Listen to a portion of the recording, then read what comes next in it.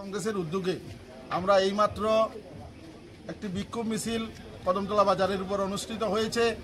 আপনারা সবাই জানেন ভারতবর্ষে বিজেপি দল ওনাদের সংখ্যাগরিষ্ঠতার জুড়ে একটা অবৈধভাবে মানুষের উপর জোর করে চাপিয়ে দেওয়ার ওয়াকফ বিল যে পাশ হয়েছে, এই বিল প্রত্যাহারের দাবিতে সারা দেশব্যাপী ভারতীয় জাতীয় কংগ্রেস আন্দোলনে নেমেছে।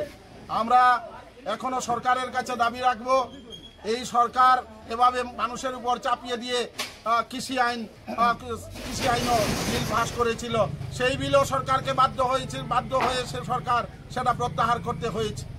এরকম একটা পর্যায়ে যাতে ভারতবর্ষের মানুষকে যেতে না হয়, আমরা দেশের সরকারের কাছে আবেদন করব ভারতবর্ষের মানুষের মধ্যে শান্তি সম্প্রীতি বজায় রাখতে আমরা বলবো এই বিল অবিলম্বে প্রত্যাহার করা হোক।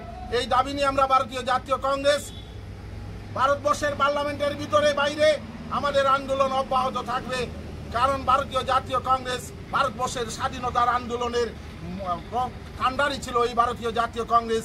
সেই আন্দোলন, ভারতবর্ষের স্বাধীনতা আন্দোলনে কে হিন্দু, কে মুসলমান, কে খ্রিস্টান, কে জৈন সেটা পরিচয় ছিল না। আমরা সবাই ভারতবাসী, আমরা সবাই ভারতবাসী। ভারতে যারা বিভেদ তৈরি করে মানুষের মধ্যে ভ্রাতৃত্ববোধকে নষ্ট করতে চায়, তাদের বিরুদ্ধে আমরা সারা ভারতব্যাপী আমাদের নেতা রাহুল গান্ধী যে আন্দোলন চালিয়ে যাচ্ছেন, এটা পার্লামেন্টের ভিতরেও থাকবে, এই আন্দোলন জারি থাকবে এবং আন্দোলন বাইরেও জারি থাকবে।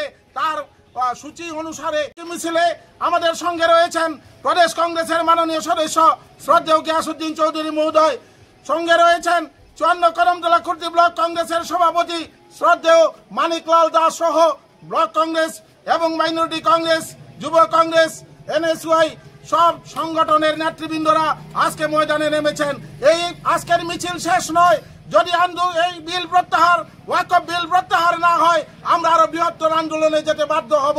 আমরা সরকারের কাছে দাবি জানাবো, আপনারা আন্দোলনে যাতে সারা দেশের মানুষ নামতে না হয়, আপনারা এই আন্দোলন প্রত্যাহার করুন। জয় হিন্দ, বন্দে মাতরম।